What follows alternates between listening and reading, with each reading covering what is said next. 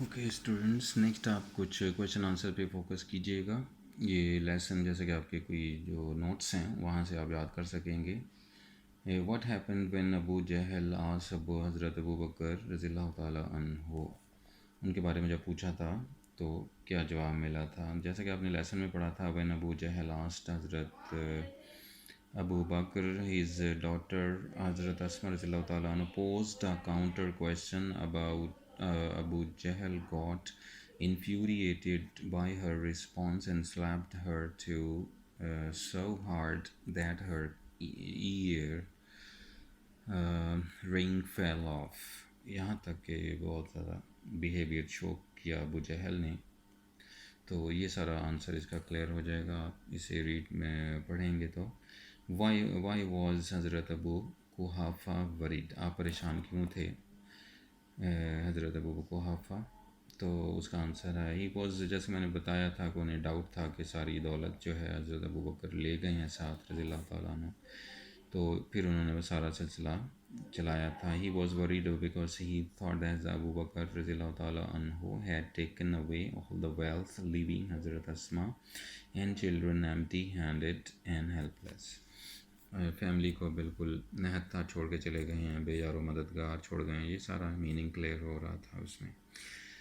Next question ہے، how did حضرت اسما console ہر grand father, کس طرح انہوں نے اس صورتحال کو قابو کیا، تسلی دی، کنسول کیا گرینڈ فادر کو. تو وہ میں نے آپ کو بتایا تھا، انہوں نے پتھر اکٹھا کیے، کونے میں ڈال دیے اور ان کا ہاتھ جب لگوایا، کیونکہ وہ اندھے تھے تو اس لیے انہوں نے اس کو جب محسوس کیا تو انہیں لگا نہیں گھر میں ہی ہے سب کچھ مال و دولت. اس طرح آپ کامیاب ہو گئی تھیں اس سچویشن میں.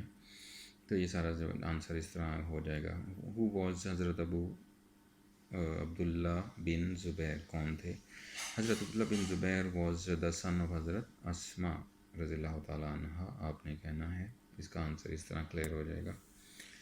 Which incident in the story showed حضرت اسما's love and respect for the holy prophet، کہ ان کتنی محبت کرتی تھیں آپ. حضرت اسما rendered useful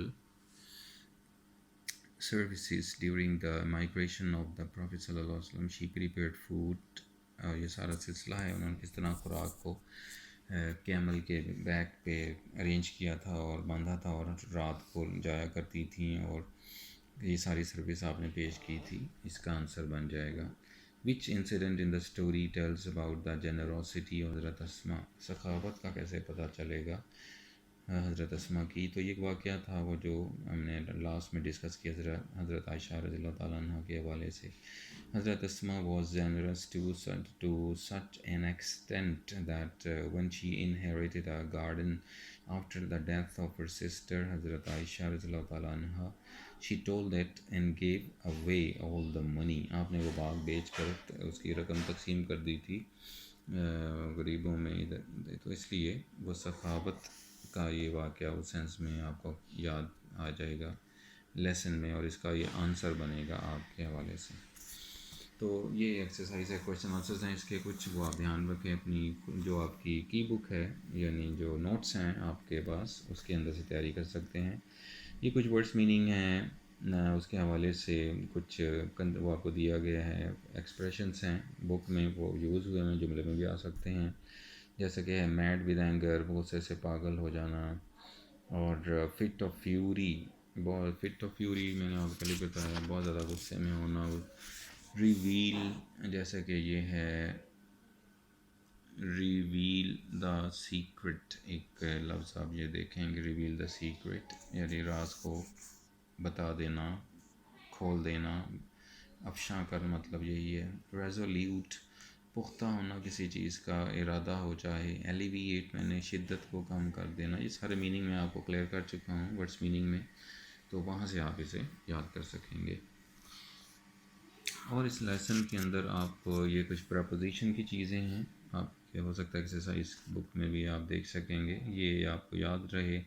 پریپوزیشن ہے یہاں ان ہے، تو ان ہم منتھس کے ساتھ، ایئر کے ساتھ، سیزنس کے ساتھ، پارٹ آف دا ڈے کے ساتھ، ڈیوریشن کے ساتھ ہم استعمال کر سکتے ہیں. پارٹ آف دا ڈے کا مطلب ہوتا ہے کہ دن میں جو مختلف ٹائمنگ کے پارٹس ہیں، کہ صبح کا ٹائم ہوتا ہے، دوپہر کا ٹائم ہوتا ہے، شام کا ٹائم ہوتا ہے، انہیں پارٹس آف دا ڈے کہتے ہیں. اسی لیے تو ڈیوریشن یہ سارا آپ نے ان لگانا ہے. ایٹ کہاں لگانا ہے؟ پارٹ آف دا ڈے کے ساتھ، ٹائم آف ڈے کے ساتھ، سیلیبریشنس کے ساتھ. فکسڈ فریزز یعنی مختلف جو وہ ایسے جملے ہوتے ہیں جن میں پریپوزیشن فکس ہوتا ہے، اس میں ہم چینج نہیں کر سکتے ہیں، تو اسے ہم کہہ دیتے ہیں فکسڈ فریزز پریپوزیشن. وہاں چینج نہیں ہوتی. جیسے دروازہ دستک دینی ہو تو نوک ایٹ کہہ دیتے ہیں ہم لوگ، تو وہ ایٹ فکس ہے. ٹائم کے ساتھ ایٹ لگا دیتے ہیں، وہ فکس ہے. اس لیے یہ ہم فکس فریزز کہہ دیتے ہیں. آن کہاں لگے گا؟ ڈیز آف دا ویک کے ساتھ، ڈیٹ کے ساتھ، اسپیشل ہالیڈیز کے ساتھ، special part of the day. یہ وہی پارٹ آف دا ڈے جو میں نے ابھی عرض کیا ہے.